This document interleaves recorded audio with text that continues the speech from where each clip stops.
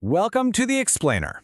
All right, today we are jumping headfirst into the brilliant, often kind of bizarre world of the philosopher Slavoj Žižek. And we're going to do it by tackling one of his most famous books, Enjoy Your Symptom.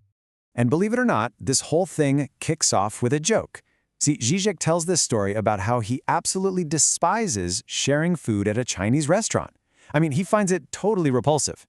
He imagines this whole slippery slope of moral decay, It all starts with some small misstep, and, well, it ends with the ultimate horror, sharing the main dishes. Now, you might be thinking, what does sharing Kung Pao chicken have to do with anything? Well, for Žižek, this isn't really about the food. It's actually a key to unlocking this really strange double life that he thinks we're all living right now. So yeah, let's get into it. Okay, so our first stop, Žižek actually links this whole weird food-sharing thing back to a core idea from the philosopher Immanuel Kant. And Kant, well, he kind of laid the groundwork for what you might call our modern split personality. Kant had this motto for the Enlightenment, and it goes something like this. When you're in public, acting as a scholar, you should argue as much as you want about whatever you want. Use your reason. But when you're in private, at your job, just being a cog in the machine, you just got to obey. So the idea is, think whatever you want, but when it comes down to it, do what you're told. And this split, this is what Žižek calls cynical distance. It's this attitude where, deep down, we don't really believe in the rules or the authority figures, right? But we follow them anyway. Why? Well, because it's just easier. It's efficient. It, keeps things from getting messy. We know it's a game, but hey, we play along in order not to disturb the usual run of things.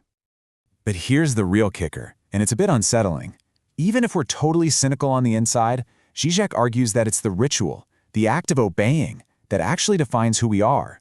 It's the performance that counts. What you believe in your head, it doesn't really matter all that much if your actions are still propping up the very system you claim not to believe in. Okay, so if we're all just kind of pretending, if we're all just cynically playing along, what's holding the whole thing together? I mean, really? Žižek's answer is this invisible force that he calls the big other. And to get a handle on what this big other is, Žižek does what he does best. He tells a story. Imagine this. You're in an Agatha Christie novel. A guy is dying, and with his last breath he says, "Why didn't they ask Evans?" It's totally random, right? It means absolutely nothing to anyone. But then, much later, the heroes are investigating a completely separate crime, and out of nowhere they find themselves asking the exact same question. Why didn't they ask Evans? And just like that, boom, this meaningless phrase suddenly becomes the key that unlocks not just one, but both mysteries. It's like an invisible logic just snapped into place. So that is the big other at work. It's this invisible network of shared rules and fictions and cultural assumptions that we all operate within. It's the thing that gives our random words and actions unexpected meaning. It's why, as Žižek loves to say, a letter always arrives at its destination. It's the symbolic glue holding our reality together, even when we have no idea it's there. Right, so this symbolic network, this big other, it gives our world structure and makes it feel stable. But what happens when it breaks down? What happens when reality just glitches? Well, to explain this kind of breakdown, Žižek turns to one of the most devastating final scenes in film history, from Charlie Chaplin's City Lights. And for him, this scene is the perfect example of what he calls an encounter with the real. Okay, so here's the setup. In the movie, Chaplin's tramp is in love with a blind flower girl, and she mistakenly believes he's a rich millionaire. The whole story is built on this sweet romantic fantasy. He even manages to get her the money for an operation to restore her sight. And then we get to the end. The operation was a success. She can see. But she doesn't recognize the tramp at all, until she touches his hand. And in that one moment, her entire fantasy of a Prince Charming just shatters. The movie ends right there, on the tramp's face, a mix of hope and absolute terror. And that, for Žižek, is the real. It's that raw, almost unbearable moment when the nice, comforting story we've been told completely falls apart. You see, the Hollywood happy ending was her getting her sight back. This is the moment after the happy ending. It's this horrifying moment of truth where there's no easy answer. The film just cuts off. It gives us no answer. It just leaves her and us with this deeply uncomfortable question. Is this ridiculous, clumsy creature in front of her worthy of her love? Will she choose this shabby reality over the beautiful fantasy she had in her head? The film forces us to sit with that glitch, with that breakdown. So, when our reality collapses like that, when we're faced with the real, what do? How can we possibly respond? Well, Žižek says this is when we have the chance to perform a true act. And to explain this, let's look at another film, General della Rovere. It's a perfect breakdown.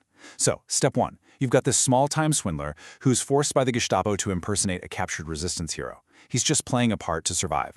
Then, step 2, he really gets into it, right? He starts playing the part for the other prisoners. Step 3, slowly but surely, the mask starts to become his reality. He actually starts acting like the hero he's pretending to be.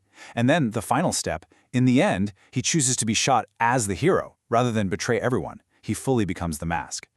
You see, what the swindler did wasn't just a heroic action. It was what Žižek calls an act, with a capital A. It was this radical gesture that didn't just follow the rules of the game. It fundamentally changed the rules of the game itself. He made the fiction his new reality, and in doing so, he changed the meaning of his entire life. An act like this shatters the old reality and creates a new one. And for Žižek, this is the only way real change, personal or political, ever happens. All right, so we've talked about cynical distance, about reality glitching, about the power of a true act. How does this all connect back to the title of the book, Enjoy Your Symptom? Well, this is where it all clicks into place. Think about it. Those moments of cynical distance, those weird little jokes that don't quite make sense but reveal some hidden tension, those shocking encounters with the real, like in City Lights. Žižek says these are our symptoms. But here's the twist. For Žižek, a symptom isn't something you're supposed to cure or get rid of. Not at all. A symptom is a message. It's a message from the real. It's a crack in our reality that reveals a hidden truth about the fictions we're all living by. It points directly to the lie in the official story. So the goal isn't to get rid of your symptom. The goal is to enjoy your symptom. The point is to really analyze it, to listen to the truth it's trying to tell you. Instead of trying to smooth over the glitch or ignore the awkward joke, you're supposed to embrace it, to figure out what it's really saying about the world. And that totally reframes everything, doesn't it? A symptom isn't a failure that needs to be fixed. It's an opportunity. It's a chance to see reality in a new, maybe more truthful way.